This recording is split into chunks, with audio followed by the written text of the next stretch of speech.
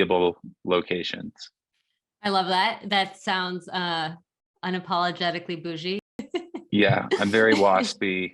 I'm basically a Winklevoss twin, so it's pretty cool. My family is like the Catholic version of that, and my boyfriend's Jewish, and he gives me so wrap his head around it. He's like, you put your initials on everything. I'm like, well, yeah, it's all we have. It's our only identity. That is a very like East Coast kind of the initials thing, like the LL Bean bags with the monogrammed initials and stuff like that. I never noticed that. Cool. You've taught me something. I have a theory that the reason that private school kids monogram everything is because, okay, so I went to boarding school and crime was a huge problem, huge, because everyone was so entitled. In the boarding school? Oh, yes. They would steal anything that wasn't nailed down, like your jewelry, your clothes, you had to put your name on everything. Okay. It's like, because these kids are just like, well, no, I own everything. Everything's mine. So I'm just going to keep it. Yeah. I didn't go to boarding school. I went to summer camp, which that was like the closest thing. I was like a summer camp counselor. And I don't think I cared about the kids at all. It was just about, it was basically like you had to hang out with kids during the day so you could sneak off to like a cove or a bluff to make out with somebody. So you were Paul Rudd in Wet Hot American Summer. Basically, yeah. I am Paul Rudd in Wet Hot American Summer. It wasn't as it's not actually, Wet Hot American Summer isn't that far off, because I remember like these summer camp counselors, they went, everybody would go out at night. It would like, you would find one like lonely counselor who didn't have a social life, and you'd be like, you have to watch the unit, which was 4 cabins and like 50 kids. And then we would all go somewhere and, get drunk or high. But I remember these one kids, they like snuck off and they found like a townie party. And then they came back the next morning and they were like, you guys aren't going to believe it. Last night we smoked crack. We were like, stop it. That's literally a scene. I mean, there was lots of drunken, unprotected, just, chaos. I'm surprised kids didn't get in more like, not trouble. I'm surprised a kid didn't die, because we were not there at night, But you know what? This was probably in the 90s or early 2000s, right? Yeah. Yeah. So compared to now, where kids grow up with Instagram when they're in the womb and stuff, it probably was so much safer. Yeah, I felt like it was like people were more innocent then too. We didn't have this like, I hate to say it, but like WAP wasn't out, like right. 12-year-olds didn't know what like truffle butter was, just gross things that kids don't need to know, but whatever. So when I was in 4th grade, a kid passed me a note that said, do you know what your name means? Because my last name's Cummings. And like, do you know? And I was like, yes, but I had no idea. Cut to now where kids are like, yeah, I mean, that's one of my search terms on YouPorn. I don't even think I knew what the word cum meant until I was like 14. Like, I don't. Well, you should have your last name be Cummings then, and you'll know earlier. Well, my last name is Haynes, so I got a fair amount of teasing, but yours is but why? Because the underwear. Oh. It was more like a grade school tease. It was Haynes your way. Seattle doesn't have a lot of diversity, so what are you gonna do? Right. There's people that wear blue flannel and people that wear red flannel. Exactly, the Bloods and Crips. That's mainly what it is. Was James Corden your first late night set? No, I did the old version of Fallon in 2010. I worked there then. I was an assistant. I did it like September 2010, and then I did Conan August 2012. I probably brought you a bottle of water. Yeah, no, I mean, it was great. That was like such a magical time, because I had no idea how anything worked. And when I got it, I was just like, no ego whatsoever. I was completely like, I can't believe, I mean, people were texting me and they're like, you're going to be famous tomorrow. And I was like, oh, well, I think I knew well enough that wasn't the truth then, but it was still like really cool to go to 30 Rock and, do the whole thing. Jimmy came in and like gave me a little like, pep speech, like warm up kind of thing. So then were you already passed at the Cellar at the time? Or can you just walk me through how you booked that? No, I have a weird trajectory with New York. I moved to New York in 2008 and I spent about 4 years there. And I kind of had a couple years like getting into the scene. And then I got like a manager in JFL and Fallon all like in a 3 month period. But I still didn't really crack the clubs. Like I was in at Broadway and Caroline's and like, the odd set at another club. But the Cellar was like, I got scared to walk near the Cellar. I thought that I was gonna like look in the window and like Esty was gonna like, start yelling at me to go away.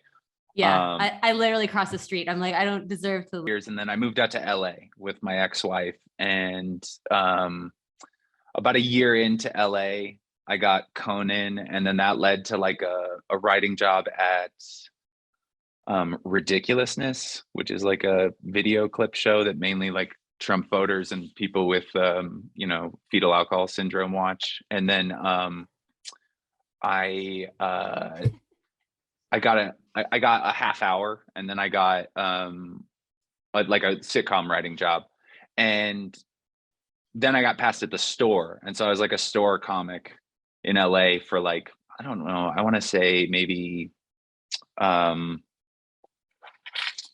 guess 4 years. I lived in LA for 6 years.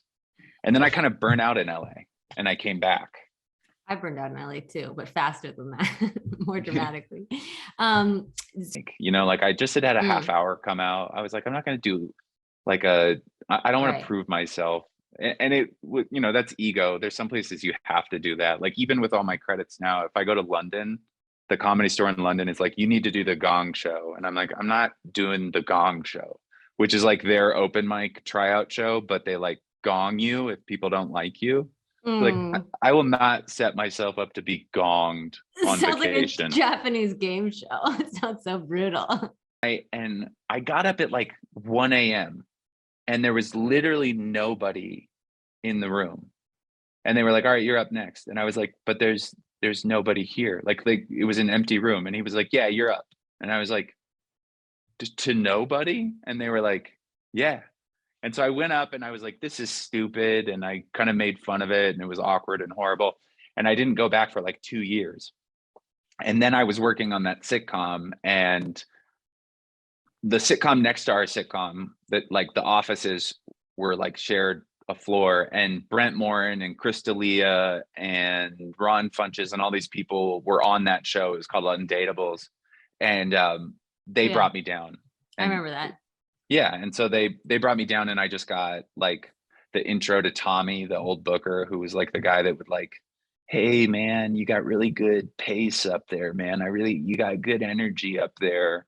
We're gonna work you in, And so then I got in there, and it was kind of like the perfect timing, because if I would have gone any later, I think Tommy had been fired, and they'd kind of started running the place more like a comedy club and not like Mm. a halfway house. Because the comedy thing, or like, like there was always like a guy on stage that was like literally schizophrenic, and like everybody was like rooting him on. Oh my God. Um, That does sound like an open mic at Broadway. yeah, it was New York. And so I went to New York, and it was like amazing. Like I got on all these shows because I was from out of town, and people like gave me cash to do comedy, which is like LA, they give you like $10.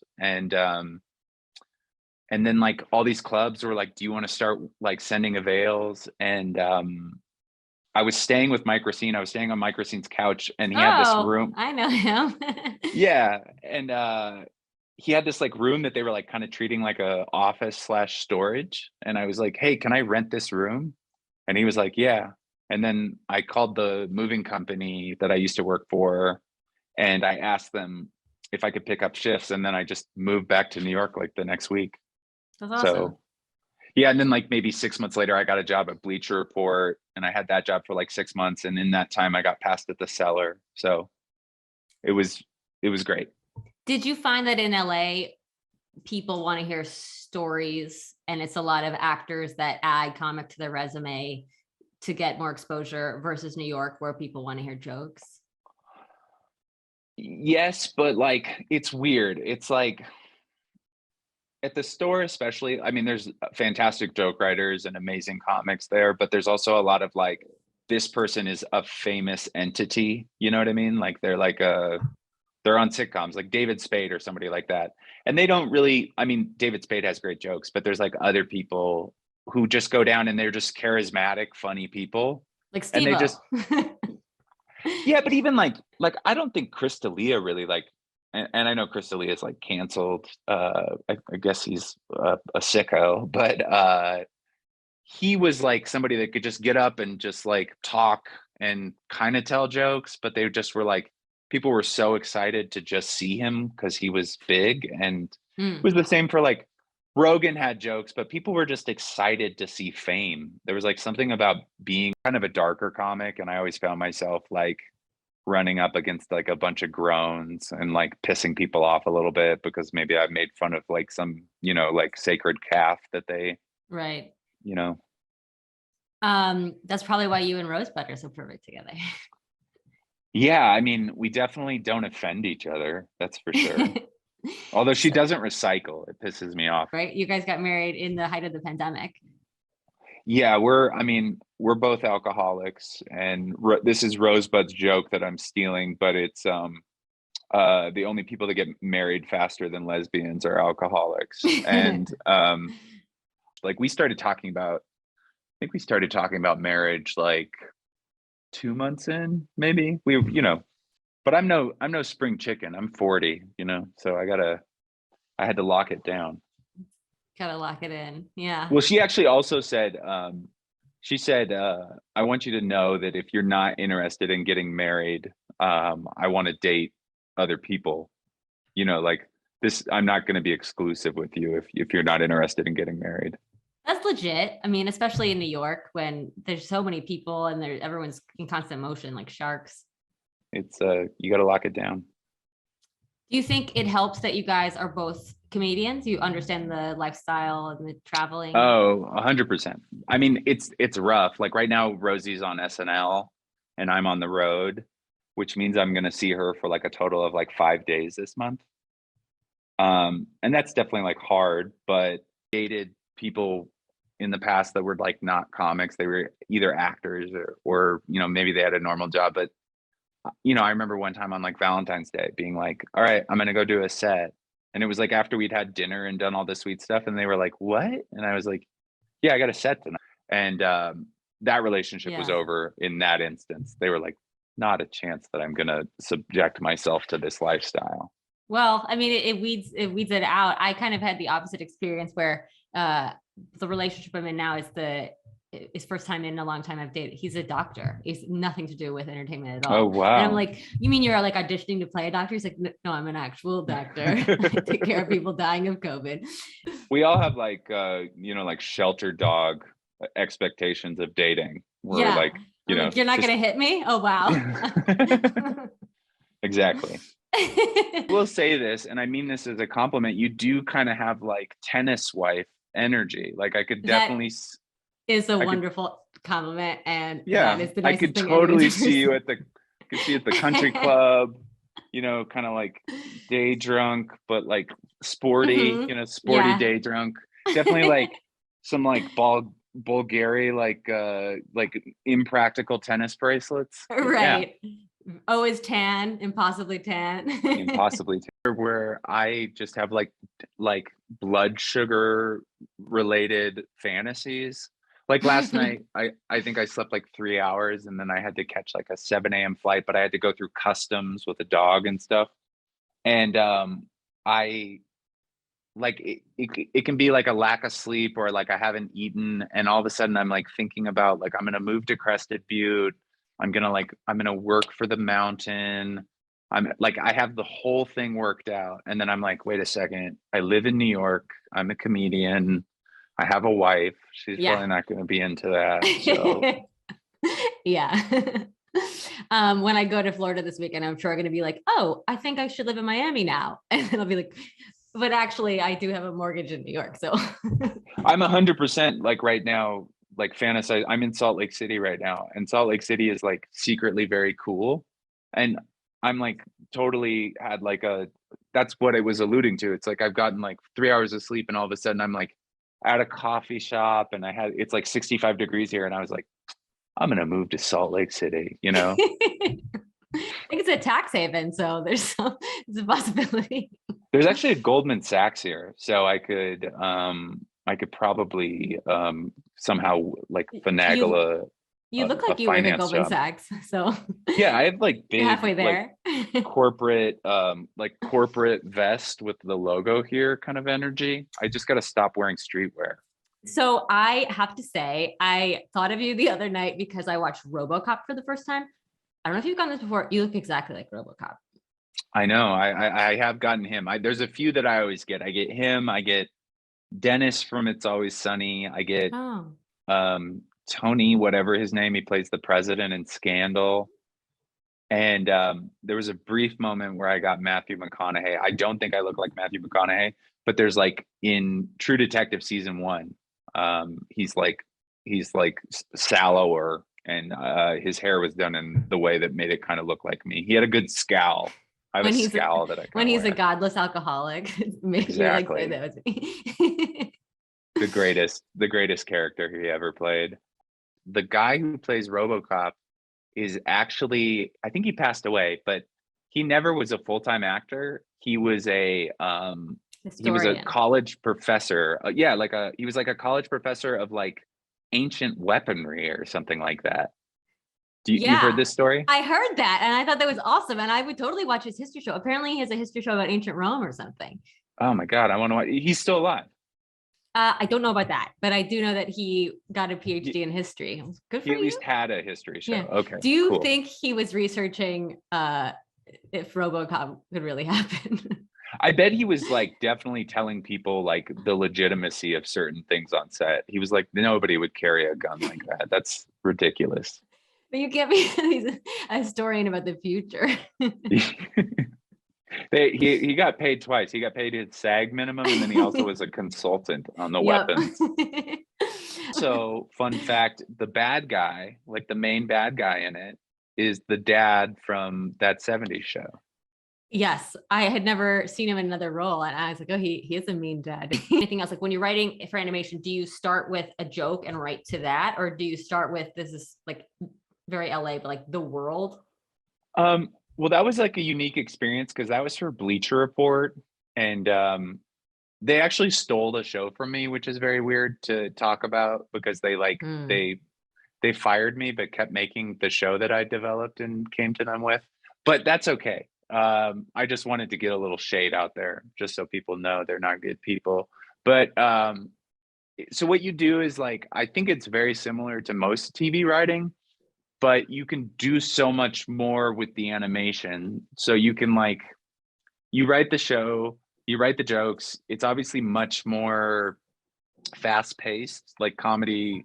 Animation is just like, it's jokes per minute, you know. It's like it's a lot faster. I mean, people have tried to like mess around with the format because they've like definitely made slower, you know, more kind of like mumblecore style animated shows. But I think most of them are just like, you know, it's like fast paced, joke, joke, joke.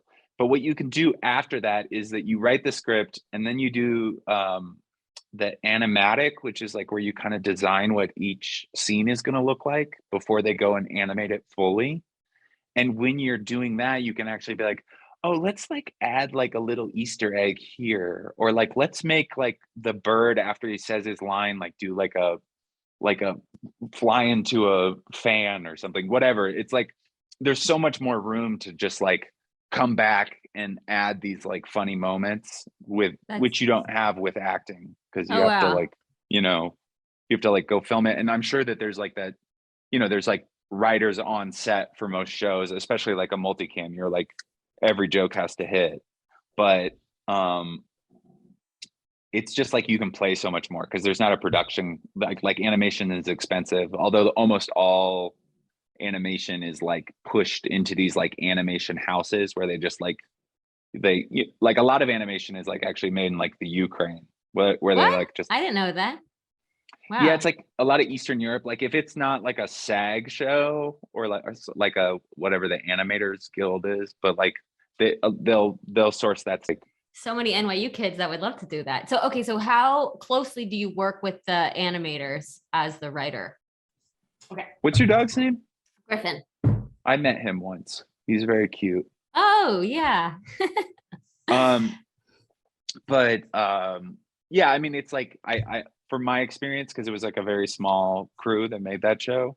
I don't know how it would be in like a, if you were in LA writing on like Family Guy or American Dad, it might be a little bit different process. I was like basically like serving as like head writer with a little bit of executive producer and showrunner in there. I mean, I had higher ups and that's like they did a lot of that stuff, but like I would go down and I would sit there and be like, oh, I kind of want him to look a little different in this shot, or like I kind of had the idea that it would look more like this. There was like a back and forth constantly. So, okay, that's awesome. I never really thought about that. So then the whole like hindsight 2020 thing kind of doesn't exist because you actually can go back and change Yeah, it. I mean, even with like when you're doing the voice acting, like some people voice act with the actual animation where they're like watching the animation and they're doing the voices, but there's like you can totally just record the voice and then manipulate the animation to fit the voice. So Hmm. it's so much different. The voice acting is important, but Yeah. Do you do voices? um I mean, I think I can do voices, but like I've I never hear been hired. voices. Yeah, I hear voices. I thought I was better at voices before I actually worked on a cartoon and I had to do Mm, a bunch of voices, and then I was kind of like, "Ooh, this is actually like a skill." But I've taken classes. I mean, like voice actors, like that's really unique. It's like it's actually like a physical talent because you have to like you do different voices with like different parts of your throat and mouth, and hmm. it was like all stuff that I had to learn. Right. It's probably like um different languages, like non-romance, like learning Russian or something like that, that you have to really manipulate different parts of your throat that you're used to using. Like it's Yeah, like native French speakers, like people that grow up in France, a lot of times they'll never lose their accent because their mouth, the muscles in their mouth actually form to like speak hmm. French. Like they speak differently. And so their mouth is actually like set up. That's like why it's harder for them to speak English. And they want to be pretentious. Yes, they're also very pretentious. I was with a French guy and a French Canadian guy. I was in Central America, and the French guy told the French Canadian guy to stop speaking French and speak English because he couldn't understand him. And he could totally understand him. He was just being a cunt. Like he Yeah. was just like, I did not speak this peasant French, whatever it was. Yeah. I don't remember if I thought of this or not. The motto on the French flag is it is not possible. I like that. Yeah. Wait, are you fluent in French then? I should be, but no, it's not It's so possible. hard. It's It's such a so harder hard. language. And I get insecure to practice it when I have the chance because of everything we just talked about, where they'll, just They have no patience for you. They're no like, patience. I know. yeah, So you have a special coming up. I do. I have a special, it's going to come out March 11th, and it's just going to be on YouTube. It's a free So special. how long does it take to put together the material? And how do you come up with the name and the opener? Well, I just, with material, I'm kind of slow. Like I don't seem to be able to like work hard and generate material. It's like it has to kind of happen to me. I think that writing every day and that stuff definitely speeds the process up, and getting up a lot. And also like I think you have to have a life. I think you have to go do regular shit so that your life isn't just about comedy. Right. I ebb and flow with stand up. I mean, there's sometimes that I feel like I really know what I'm doing, but it's the only thing I've ever done in my life where sometimes I'll get on stage and I'll be like, I don't have any idea why that didn't work. Like what? Mm, You know what I mean? Like it's like because it's all about relativity, and something that I might find hilarious, like a room full. And also, comedy is so subjective because it's like music. Music takes rhythm, right? Like anybody hmm. can recognize rhythm, but comedy has to be like a you know, it has to Relatable. be like a relatable thing. And it's just like, so that's part of it, is like finding that stuff that's, especially when you do the road a lot, it's like finding that stuff that resonates in New York and in Salt Lake City. Yeah. I remember one night I did 3 sets in different parts of New York: Midtown, Greenwich Village, and Brooklyn. Same Hmm. set, completely different reaction. Yeah, totally. And that's actually like, I think the best thing for you is to like play the different beats to get like how these people are going to react to you. But at the same time, it's like infuriating because there's like, like last week I did a set in DC, and I had this joke. It was like, it's slaughtered. And then I told it the next night and it got like nothing. And I was like, all right, well, never mind. I'm not that good at this. If you're touring and different rooms have completely different reactions, and then you're putting together the special that's going to be on the internet for literally the entire world, how do you select which to use? I mean, I'm I'm not very strategic, so I go on the road and I build the hour, and then kind of as when something is coming up that I'm going to record, I'll start like kind of condensing it down and like listening to it more often. I mean, I think the most important things are to write as much as you can and to go back and revisit things, whether that's listening to them, watching them, or even just like, okay, well, this joke kind of worked. Like, I think this is like, and I'm speaking from my own experience, but I think comics a lot of times will like have a joke that kind of works, but it Mm. doesn't work. And they'll go like, oh, it doesn't work. But it's like, if it kind of works, like that's the joke you should be working on rather than like the joke that isn't working or like a new joke. You know what I mean? So don't throw out the baby in the second trimester or whatever the metaphor would be. Like, keep developing it. Yeah, a joke is like a sick baby, and some days it has good days, and other days You gotta it's harvest really the organs. yeah, other days, and you sometimes you just got to put that baby back in the incubator and let him cook a little while longer. So last year I talked to Rosebud, and she was planning to get married to you. Is being married different than dating versus living together? I think we've kind of had those moments where like if you were dating somebody and you had this fight or you dislike this thing about this person, you would probably be like, all right, I don't think this is going to work. But I think both of us know that we have these foibles and there's definitely things we don't like about the other person. But we kind of just like, we just kind of talk it out. And then it's like Rosebud doesn't do dishes. She hates doing dishes. And I've said it multiple times. We fought about it, whatever. And then it's just like, all right, well, I guess I'm the dishes guy. I do dishes. And it's like little compromises and agreements like that. And then I think you also have to like remember to kind of like you have to nurture the relationship, which is like I am so quick to go like take the week off. Like I'm really guilty of like if you were like, hey Andy, we're going upstate, we got a cabin, I'd be like, let's do it, you know? Rosie, like you have to pull Rosie away from work. So it's like that's like something that like I've had to do where it's like I've never dated somebody who was or been married to somebody who is like so just focused. And so sometimes I'll have to be like, hey, like do you want to go on a date? And she'll be like, why? I'll be like, because we're married and all we've done is seen each other at 11 p.m. the last 3 nights, like maybe we should do something sweet. But yeah, I mean, I think the difference is it's just like the main thing is that you figure out how to coexist. There's no deal breakers, right? It's just this is the thing that's going to have to give, and this is the thing that I'm going to have to take, and then you try to be really gracious and forgiving and shit like that.